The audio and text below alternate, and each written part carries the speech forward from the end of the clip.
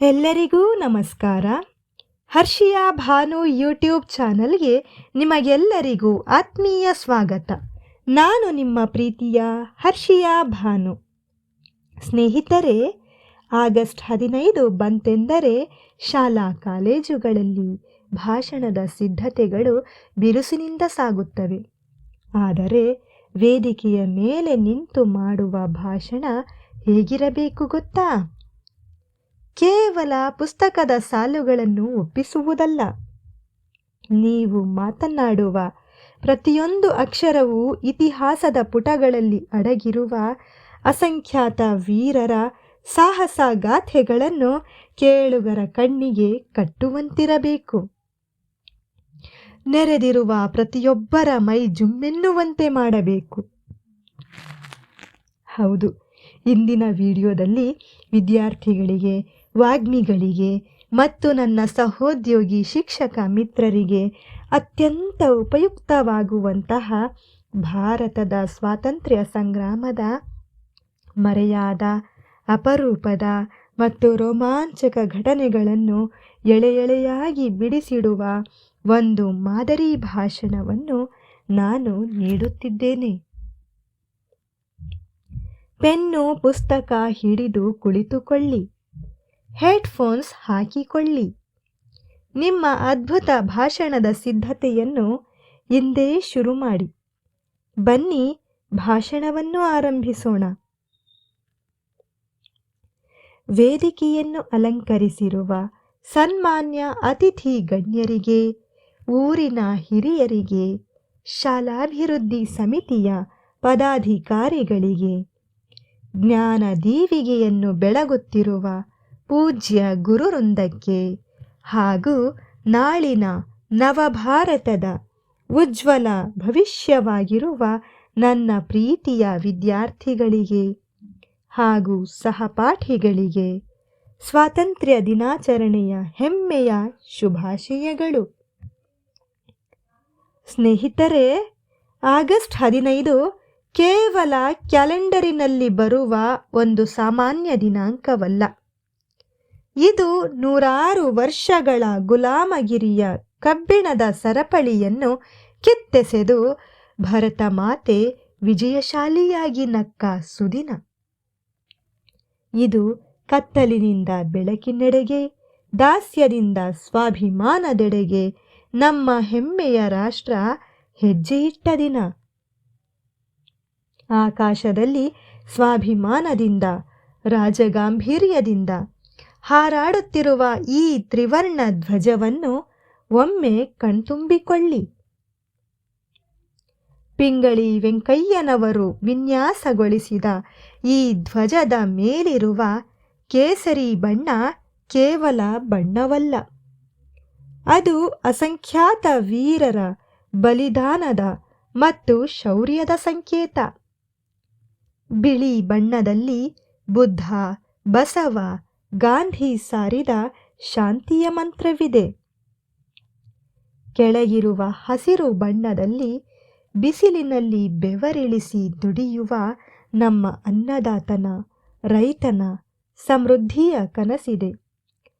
ಮಧ್ಯದಲ್ಲಿರುವ ಅಶೋಕ ಚಕ್ರವು ನಮ್ಮ ದೇಶದ ನಿರಂತರ ಪ್ರಗತಿ ಮತ್ತು ಧರ್ಮದ ಸಂಕೇತವಾಗಿದೆ. ನಾವು ಇಂದು ನಿರಾಳವಾಗಿ ಉಸಿರಾಡುತ್ತಿರುವ ಈ ಮುಕ್ತ ಗಾಳಿಯ ಹಿಂದೆ ಇತಿಹಾಸದ ಪುಟಗಳಲ್ಲಿ ಮರೆಯಾಗಿ ಹೋದ ಲಕ್ಷಾಂತರ ಅನಾಮಿಕ ವೀರರ ಬಿಸಿ ರಕ್ತದ ಕಥೆಯಿದೆ ಎಂಬುದನ್ನು ನಾವೆಂದಿಗೂ ಮರೆಯುವಂತಿಲ್ಲ. ಬ್ರಿಟಿಷರ ಮತ್ತು ವಿದೇಶಿಯರ ವಿರುದ್ಧದ ಹೋರಾಟ ಕೇವಲ 1857ರ ಸಿಪಾಯಿ ದಂಗೆಯಿಂದ ಶುರುವಾಗಿದ್ದಲ್ಲ. ಯುರೋಪಿಯನ್ನರ ವಿರುದ್ಧದ ಮೊಟ್ಟ ಮೊದಲ ಕತ್ತಿ ಝಳಪಿಸಿ ಪೋರ್ಚುಗೀಸರನ್ನು ಸಮುದ್ರದಲ್ಲಿ ಮುಳುಗಿಸಿ ನಡುಕ ಹುಟ್ಟಿಸಿದ್ದು ನಮ್ಮ ಕರಾವಳಿಯ ವೀರ ರಾಣಿ ಚೌಟ ವಂಶದ ಉಳ್ಳಾಲದ ಅಬ್ಬಕ್ಕ. ಇನ್ನು ತಮಿಳುನಾಡಿನ ಶಿವಗಂಗೈ ಸಂಸ್ಥಾನದ ರಾಣಿ ವೇಲು ನಾಚಿಯಾರ್ ಅವರ ಸೈನ್ಯದ ಸೇನಾಪತಿಯಾಗಿದ್ದ ವೀರನಾರಿ ಕುಯಿಲಿಯ ತ್ಯಾಗವನ್ನು ಇತಿಹಾಸ ಮರೆಯಲು ಸಾಧ್ಯವೇ? 1780ರಲ್ಲಿ ಬ್ರಿಟಿಷರ ಬೃಹತ್ ಶಸ್ತ್ರಾಗಾರವನ್ನು ನಾಶ ಮಾಡಲು ತನ್ನ ಇಡೀ ಮೈಗೆ ತಾನೇ ತುಪ್ಪ ಸವರಿಕೊಂಡು ಬೆಂಕಿ ಹಚ್ಚಿಕೊಂಡು ಮದ್ದಿನ ಗುಡಾರಕ್ಕೆ ನುಗ್ಗಿ ಸ್ಫೋಟಗೊಂಡಳು ಕುಯಿಲಿ.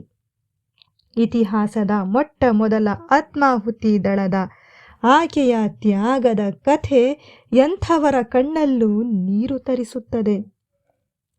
ಭಾರತಕ್ಕೆ ಸ್ವಾತಂತ್ರ್ಯ ಸಿಗುವ 40 ವರ್ಷಗಳಿಗೂ ಮುನ್ನವೇ 1907ರಲ್ಲಿ ಜರ್ಮನಿಯ ಸ್ಟಟ್ಗಾರ್ಟ್ ನಗರದಲ್ಲಿ ನಡೆದ ಅಂತಾರಾಷ್ಟ್ರೀಯ ಸಮ್ಮೇಳನದಲ್ಲಿ ಬ್ರಿಟಿಷರ ಕಣ್ತಪ್ಪಿಸಿ ಸೀರೆಯುಟ್ಟ ಮಹಿಳೆಯೊಬ್ಬಳು ಮೊಟ್ಟ ಮೊದಲ ಬಾರಿಗೆ ಭಾರತದ ತ್ರಿವರ್ಣ ಧ್ವಜವನ್ನು ವಿದೇಶಿ ನೆಲದಲ್ಲಿ ಹಾರಿಸಿ ಗರ್ಜಿಸಿದಳು. ಆ ದಿಟ್ಟ ಮಹಿಳೆಯೇ ಮೇಡಂ ಭೀಕಾಜಿ ಕಾಮಾ ಅವರು. 1857ರ ಪ್ರಥಮ ಸ್ವಾತಂತ್ರ್ಯ ಸಂಗ್ರಾಮದಲ್ಲಿ ಗುಂಡಿಗೆ ಎದೆಯೊಡ್ಡಿ ನಿಂತ ಬ್ಯಾರಕ್ಪುರದ ಮಂಗಲ್ ಪಾಂಡೆ, ಮಗುವನ್ನು ಬೆನ್ನಿಗಂಟಿಸಿಕೊಂಡು ರಣರಂಗದಲ್ಲಿ ಸಿಡಿಲಿನಂತೆ ಗರ್ಜಿಸಿದ ಝಾನ್ಸಿ ರಾಣಿ ಲಕ್ಷ್ಮೀಬಾಯಿ, ಹಾಗೂ ಕಾಡಿನಿಂದ ಕಾಡಿಗೆ ಅಲೆದು ಗೆರಿಲ್ಲಾ ಯುದ್ಧ ಮಾಡಿದ ತಾತ್ಯಾ ಟೋಪೆ ಇಡೀ ದೇಶವನ್ನೇ ಬಡಿದೆಬ್ಬಿಸಿದರು. ಆದರೆ ಝಾನ್ಸಿ ರಾಣಿಯ ಸೈನ್ಯದಲ್ಲಿ ನಿಂತು ಅಚ್ಚುಮೆಚ್ಚು ರಾಣಿಯಂತೆಯೇ ವೇಷಭೂಷಣ ಧರಿಸಿ ಬ್ರಿಟಿಷರನ್ನು ದಿಕ್ಕು ತಪ್ಪಿಸಿ ರಾಣಿ ತಪ್ಪಿಸಿಕೊಳ್ಳಲು ತನ್ನ ಪ್ರಾಣವನ್ನೇ ಪಣಕ್ಕಿಟ್ಟ ವೀರ ನಾರಿ ಝಲ್ಕಾರಿ ಬಾಯಿ ಅವರ ಹೋರಾಟ ಭಾರತೀಯರ ನರನಾಡಿಗಳಲ್ಲಿ ಹೊಸ ರಕ್ತ ಸಂಚರಿಸುವಂತೆ ಮಾಡಿತು. ನಮ್ಮ ಕರುನಾಡಿನ ಮಣ್ಣಿನ ಕಣಕಣದಲ್ಲೂ ಸ್ವಾತಂತ್ರ್ಯದ ಕಿಚ್ಚು ಹೊತ್ತಿ ಉರಿದಿತ್ತು. ಜಗತ್ತಿನಲ್ಲೇ ಮೊಟ್ಟ ಮೊದಲ ಬಾರಿಗೆ ಕ್ಷಿಪಣಿ ತಂತ್ರಜ್ಞಾನವನ್ನು ಬಳಸಿ ಯುದ್ಧ ಭೂಮಿಯಲ್ಲಿ ಬ್ರಿಟಿಷರಿಗೆ ಸಿಂಹ ಸ್ವಪ್ನವಾಗಿ ವೀರ ಮರಣವನ್ನಪ್ಪಿದ ಮೈಸೂರು ಹುಲಿ ಟಿಪ್ಪು ಸುಲ್ತಾನ್, ಬ್ರಿಟಿಷರು ದತ್ತು ಮಕ್ಕಳಿಗೆ ಹಕ್ಕಿಲ್ಲ ಎಂಬ ಕುತಂತ್ರದ ಕಾನೂನು ತಂದಾಗ ನಿಮಗೇಕೆ ಕೊಡಬೇಕು ಕಪ್ಪ ಎಂದು ಗುಡುಗಿ ಕತ್ತಿ ಝಳಪಿಸಿದ ಕಿತ್ತೂರು ರಾಣಿ ಚೆನ್ನಮ್ಮ, ಆಕೆಯ ಬಲಗೈ ಬಂಟನಾಗಿ ನೇಣುಗಂಬಕ್ಕೇರಿದ ಕ್ರಾಂತಿ ವೀರ ಸಂಗೊಳ್ಳಿ ರಾಯಣ್ಣ ಹಾಗೂ ಶಸ್ತ್ರಾಸ್ತ್ರ ಕಾಯ್ದೆಯನ್ನು ವಿರೋಧಿಸಿ ಬ್ರಿಟಿಷರ ಗುಂಡಿಗೆ ಎದೆಯೊಡ್ಡಿದ ಹಲಗಲಿಯ ಬೇಡರು ನಮ್ಮ ಕರುನಾಡಿನ ಹೆಮ್ಮೆಯ ಸಂಕೇತಗಳು. ದಕ್ಷಿಣ ಭಾರತದ ಜಲಿಯನ್ ವಾಲಾಬಾಗ್ ಎಂದೇ ಕುಖ್ಯಾತವಾದ ಚಿಕ್ಕಬಳ್ಳಾಪುರ ಜಿಲ್ಲೆಯ ವಿದುರಾಶ್ವತ್ಥದಲ್ಲಿ ನಡೆದ ಬ್ರಿಟಿಷರ ಗುಂಡಿನ ದಾಳಿ ಕರುನಾಡನ್ನು ರಕ್ತದೋಕುಳಿಯಲ್ಲಿ ಮುಳುಗಿಸಿತ್ತು.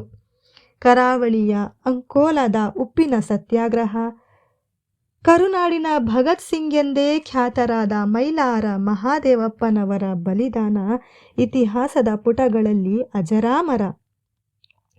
ಅಷ್ಟೇ ಅಲ್ಲ ಸ್ನೇಹಿತರೆ, 1942ರ ಕ್ವಿಟ್ ಇಂಡಿಯಾ ಚಳುವಳಿಯ ಸಮಯದಲ್ಲಿ ಏ ಸೂರು ಕೊಟ್ಟರೂ ಈ ಸೂರು ಬಿಡೆವು ಎಂದು ಘೋಷಿಸಿ ದೇಶದಲ್ಲೇ ಮೊಟ್ಟ ಮೊದಲ ಬಾರಿಗೆ ಬ್ರಿಟಿಷರ ಆಡಳಿತವನ್ನು ಧಿಕ್ಕರಿಸಿ ತಮ್ಮದೇ ಸ್ವತಂತ್ರ ಸರ್ಕಾರವನ್ನು ಸ್ಥಾಪಿಸಿದ ಕೀರ್ತಿ ಶಿವಮೊಗ್ಗದ ಈಸೂರು ಗ್ರಾಮದ ರೈತ ವೀರರಿಗೆ ಸಲ್ಲುತ್ತದೆ. ಹೋರಾಟಕ್ಕಾಗಿ ತಮ್ಮ ಇಡೀ ಆಸ್ತಿಯನ್ನೇ ಮಾರಿ ಬೀದಿಗೆ ಬಂದ ಕರಾವಳಿಯ ಕಾರ್ನಾಡ್ ಸದಾಶಿವರಾವ್ ಹಾಗೂ ಮಹಿಳೆಯರನ್ನು ಸಂಘಟಿಸಿದ ಕಮಲಾದೇವಿ ಚಟ್ಟೋಪಾಧ್ಯಾಯ ಅವರ ತ್ಯಾಗವನ್ನು ನಾವಿಂದು ಸ್ಮರಿಸಲೇಬೇಕು. ಸ್ನೇಹಿತರೆ, ಏಪ್ರಿಲ್ 13, 1919 ಪಂಜಾಬಿನ ಜಲಿಯನ್ ವಾಲಾಬಾಗ್ ಮೈದಾನದಲ್ಲಿ ವೈಶಾಖಿ ಹಬ್ಬದಂದು ಶಾಂತಿಯುತವಾಗಿ ಸಭೆ ಸೇರಿದ ಸಾವಿರಾರು ನಿರಾಯುಧ ಭಾರತೀಯರ ಮೇಲೆ ಮಹಿಳೆಯರು ಮಕ್ಕಳೆನ್ನದೆ ಜನರಲ್ ಡಯರ್ ಸುರಿಸಿದ ಗುಂಡಿನ ಮಳೆಗೆ ನೂರಾರು ಜೀವಗಳು ಬಲಿಯಾದವು. ಈ ರಕ್ತದ ಕೋಡಿ ಇಡೀ ದೇಶವನ್ನು ಬೆಚ್ಚಿ ಬೀಳಿಸಿತು. ಈ ಘಟನೆಯಿಂದ ರೊಚ್ಚಿಗೆದ್ದೆ ಕೇವಲ 18ರ ಹರೆಯದ ಭಗತ್ ಸಿಂಗ್ ರಣರಂಗಕ್ಕಿಳಿದದ್ದು ಮತ್ತು ಆ ಹತ್ಯಾಕಾಂಡದ ರೂವಾರಿ ಮೈಕೆಲ್ ಓ ಡಯರನನ್ನು ಲಂಡನ್ಗೆ ಹೋಗಿ 21 ವರ್ಷಗಳ ಕಾಲ ಕಾಯ್ದು ಗುಂಡಿಕ್ಕಿ ಕೊಂದ ವೀರ ಉಧಮ್ ಸಿಂಗ್. ಇನ್ಕ್ವಿಲಾಬ್ ಜಿಂದಾಬಾದ್ ಎನ್ನುತ್ತಾ ಭಗವದ್ಗೀತೆಯನ್ನು ಓದುತ್ತಾ ನಗುತ್ತಲೇ ನೇಣುಗಂಬವನ್ನೇರಿದ ಭಗತ್ ಸಿಂಗ್.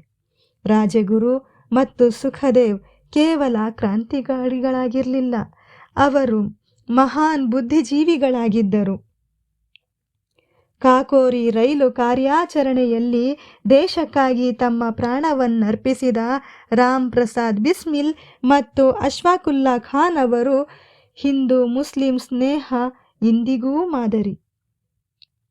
ಕೇವಲ 13ನೇ ವಯಸ್ಸಿಗೆ ಬ್ರಿಟಿಷರ ವಿರುದ್ಧ ದಂಗೆ ಎದ್ದು ಸತತ 14 ವರ್ಷಗಳ ಕಾಲ ಜೈಲಿನಲ್ಲಿ ಜೀವಾವಧಿ ಶಿಕ್ಷೆ ಅನುಭವಿಸಿದ ಮಣಿಪುರದ ನಾಯಕಿ ರಾಣಿ ಗೈಡಿನ್ಲ್ಯೂ ಅವರನ್ನು ನೆನೆದರೆ ಮೈಜುಮ್ಮೆನ್ನುತ್ತದೆ.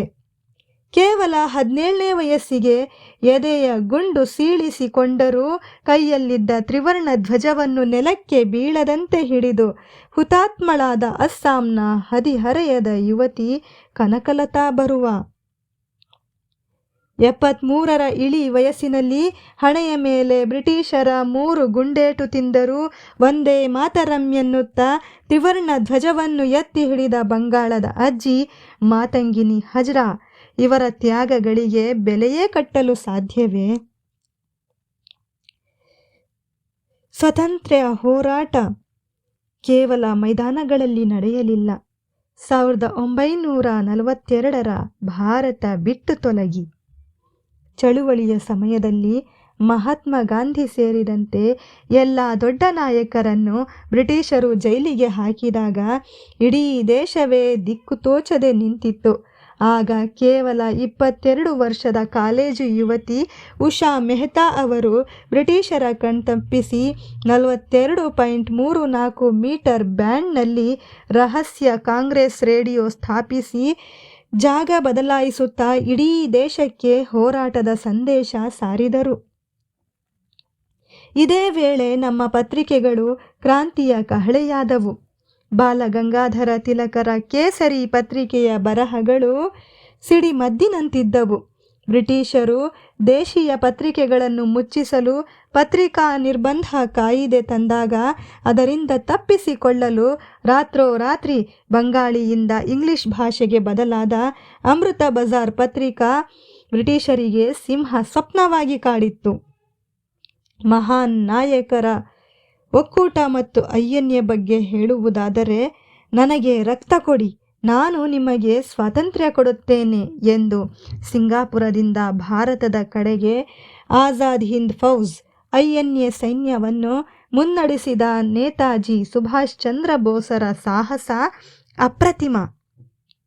1945ರಲ್ಲಿ ದೆಹಲಿಯ ಕೆಂಪುಕೋಟೆಯಲ್ಲಿ ನಡೆದ ಐಎನ್ಎ ಸೈನಿಕರ ವಿಚಾರಣೆ ನಮ್ಮ ದೇಶದ ಅತಿದೊಡ್ಡ ಭಾವೈಕ್ಯತೆಯ ಸಂಕೇತವಾಗಿತ್ತು. ಹಿಂದೂ, ಮುಸ್ಲಿಂ ಮತ್ತು ಸಿಖ್ ಧರ್ಮಕ್ಕೆ ಸೇರಿದ ಪ್ರೇಮ್ ಸೆಹಗಲ್, ಶಾನವಾಸ್ ಖಾನ್ ಮತ್ತು ಗುರ್ಬಕ್ಷ್ ಸಿಂಗ್ ಧಿಲ್ಲೋನ್ ಅವರನ್ನು ಒಟ್ಟಿಗೆ ಗಲ್ಲಿಗೇರಿಸಲು ಬ್ರಿಟಿಷರು ಮುಂದಾದಾಗ ಇಡೀ ಭಾರತವೇ ಒಂದಾಗಿ ಸಿಡಿದೆದ್ದು ಬ್ರಿಟಿಷರನ್ನು ಮಣಿಸಿ ಆ ಮೂವರನ್ನು ಬಿಡಿಸಿಕೊಂಡು ಬಂತು.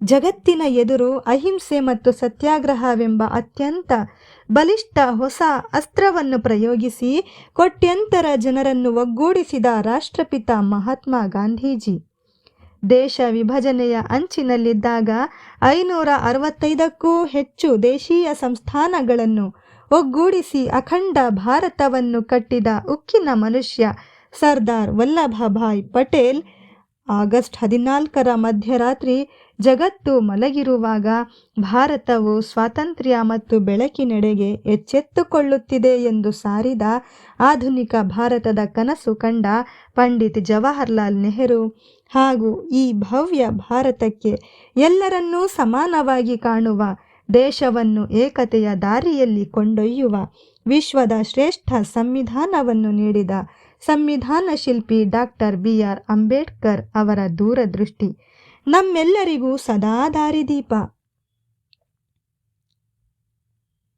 ಸ್ನೇಹಿತರೆ, ಇಷ್ಟೆಲ್ಲ ಮಹಾನ್ ಚೇತನರ ತ್ಯಾಗ, ರಕ್ತ ಮತ್ತು ಕಣ್ಣೀರಿನಿಂದ ಬಂದ ಈ ಸ್ವಾತಂತ್ರ್ಯವನ್ನು ಕಾಪಾಡಿಕೊಳ್ಳುವ ಜವಾಬ್ದಾರಿ ಇಂದು ನಮ್ಮ ಮೇಲಿದೆ. ಇಂದು ನಮ್ಮೆದುರು ಬ್ರಿಟಿಷರು ಇಲ್ಲದಿರಬಹುದು, ಆದರೆ ಬಡತನ, ಭ್ರಷ್ಟಾಚಾರ, ನಿರುದ್ಯೋಗ, ಮಹಿಳೆಯರ ಮೇಲಿನ ದೌರ್ಜನ್ಯ, ಪರಿಸರ ನಾಶ ಹಾಗೂ ಆನ್ಲೈನ್ನಲ್ಲಿ ಜಾತಿ ಧರ್ಮಗಳ ಹೆಸರಿನಲ್ಲಿ ಹರಡುತ್ತಿರುವ ಸುಳ್ಳು ಸುದ್ದಿಗಳು ಎಂಬ ಮಾರಕ ಶತ್ರುಗಳು ನಮ್ಮೊಳಗೇ ಇದ್ದಾರೆ. ನನ್ನ ಪ್ರೀತಿಯ ವಿದ್ಯಾರ್ಥಿಗಳಿಗೆ ನಾನು ಹೇಳಬಯಸುವುದೇನೆಂದರೆ, ಇಂದು ನಾವು ಚಂದ್ರಯಾನದ ಮೂಲಕ ಚಂದ್ರನ ಅಂಗಳ ತಲುಪಿದ್ದೇವೆ. ಕೃತಕ ಬುದ್ಧಿಮತ್ತೆಯ ಮತ್ತು ಡಿಜಿಟಲ್ ಕ್ರಾಂತಿಯ ಯುಗದಲ್ಲಿ ನಾವಿದ್ದೇವೆ. ನಾಳಿನ ನವಭಾರತ ನಿಮ್ಮ ಕೈಯಲ್ಲಿದೆ. ನಿಮ್ಮ ಶಿಕ್ಷಣವೇ ನಿಮ್ಮ ಅತಿದೊಡ್ಡ ಅಸ್ತ್ರ. ನಿಮ್ಮ ಪಠ್ಯ ಪುಸ್ತಕಗಳೇ ನಿಮ್ಮ ಆಯುಧಗಳು. ಓದಿ, ಜ್ಞಾನವಂತರಾಗಿ, ತಪ್ಪುಗಳನ್ನು ಪ್ರಶ್ನಿಸುವುದನ್ನು ಕಲಿಯಿರಿ. ದೇಶಭಕ್ತಿ ಎಂದರೆ ಕೇವಲ ಆಗಸ್ಟ್ 15 ಮತ್ತು ಜನವರಿ 26ರಂದು ಬಾವುಟ ಹಿಡಿದು ಜೈಕಾರ ಹಾಕುವುದಲ್ಲ. ಸಂವಿಧಾನವನ್ನು ಗೌರವಿಸುವುದು, ನಮ್ಮ ಹಕ್ಕುಗಳ ಜೊತೆಗೆ ಕರ್ತವ್ಯಗಳನ್ನು ಪಾಲಿಸುವುದು ನಿಜವಾದ ದೇಶಭಕ್ತಿ. ದ್ವೇಷವನ್ನು ಅಳಿಸಿ ವೈಜ್ಞಾನಿಕ ಮನೋಭಾವವನ್ನು ಬೆಳೆಸಿಕೊಳ್ಳಿ. ರಸ್ತೆಯಲ್ಲಿ ಕಸ ಹಾಕದಿರುವುದು, ಟ್ರಾಫಿಕ್ ನಿಯಮಗಳನ್ನು ಪಾಲಿಸುವುದು, ಸಾರ್ವಜನಿಕ ಆಸ್ತಿಯನ್ನು ರಕ್ಷಿಸುವುದು, ಗಿಡ ಮರಗಳನ್ನು ಬೆಳೆಸುವುದು, ಹೆಣ್ಣು ಮಕ್ಕಳನ್ನು ಗೌರವಿಸುವುದು ಮತ್ತು ಪ್ರತಿಯೊಬ್ಬ ಭಾರತೀಯರನ್ನು ಪ್ರೀತಿಯಿಂದ ಕಾಣುವುದು, ಇವೆಲ್ಲವೂ ಸೈನಿಕರು ಗಡಿಯಲ್ಲಿ ಮಾಡುವ ದೇಶ ಸೇವೆಯಷ್ಟೇ ಮಹತ್ವದ ಸೇವೆಯಾಗಿದೆ. ಅಮರ ವೀರರ ತ್ಯಾಗ ಬಲಿದಾನಗಳಿಂದ ಬಂದ ಈ ಸ್ವಾತಂತ್ರ್ಯದ ದೀಪವನ್ನು ಎಂದೆಂದಿಗೂ ನಂದದಂತೆ ಕಾಯುವ ಭಾರತವನ್ನು ಎಲ್ಲ ರಂಗಗಳಲ್ಲೂ ಶ್ರೇಷ್ಠ ರಾಷ್ಟ್ರವಾಗಿ ಮಾಡುವ ಸಂಕಲ್ಪವನ್ನು ನಾವೆಲ್ಲರೂ ಇಂದೇ ಮಾಡೋಣ. ಇಷ್ಟು ಸುದೀರ್ಘವಾಗಿ ಸಮಾಧಾನದಿಂದ ಮಾತನಾಡಲು ಅವಕಾಶ ಮಾಡಿಕೊಟ್ಟ ಹಾಗೂ ಶಾಂತಿಯಿಂದ ಆಲಿಸಿದ ನಿಮ್ಮೆಲ್ಲರಿಗೂ ತುಂಬು ಹೃದಯದ ಧನ್ಯವಾದಗಳು. ಜೈ ಹಿಂದ್, ಜೈ ಕರುನಾಡು, ಜೈ ಭಾರತ ಮಾತಾ, ವಂದೇ ಮಾತರಂ. ಸ್ನೇಹಿತರೆ, ನೋಡಿದ್ರಲ್ಲ, ಇದಾಗಿತ್ತು ಸ್ವಾತಂತ್ರ್ಯ ದಿನಾಚರಣೆಯ ಒಂದು ಅತ್ಯಂತ ವಿಸ್ತಾರವಾದ ಇತಿಹಾಸದ ರೋಮಾಂಚಕ ಘಟನೆಗಳನ್ನು ಹಾಗೂ ಇಂದಿನ ಯುವಜನತೆಗೆ ಬೇಕಾದ ಸಂದೇಶವನ್ನು ಒಳಗೊಂಡ ಒಂದು ಮಾದರಿ ಭಾಷಣವನ್ನು ಸಿದ್ಧಪಡಿಸುತ್ತಿರುವ ವಿದ್ಯಾರ್ಥಿಗಳಿಗೆ ಮತ್ತು ಶಿಕ್ಷಕರಿಗೆ ನನ್ನದೊಂದು ಕಿವಿಮಾತು.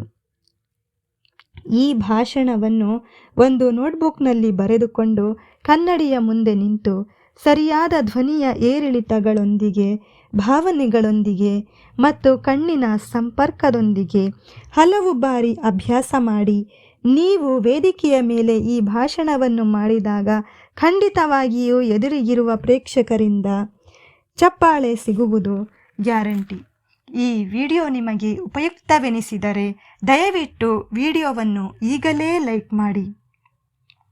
ನಿಮ್ಮ ಶಾಲೆಯ ವಾಟ್ಸಪ್ ಗ್ರೂಪ್ಗಳಲ್ಲಿ ವಿದ್ಯಾರ್ಥಿಗಳೊಂದಿಗೆ ಹಾಗೂ ನನ್ನ ಎಲ್ಲ ಶಿಕ್ಷಕ ಮಿತ್ರರೊಂದಿಗೆ ಈ ವಿಡಿಯೋದ ಲಿಂಕನ್ನು ತಪ್ಪದೇ ಶೇರ್ ಮಾಡಿ.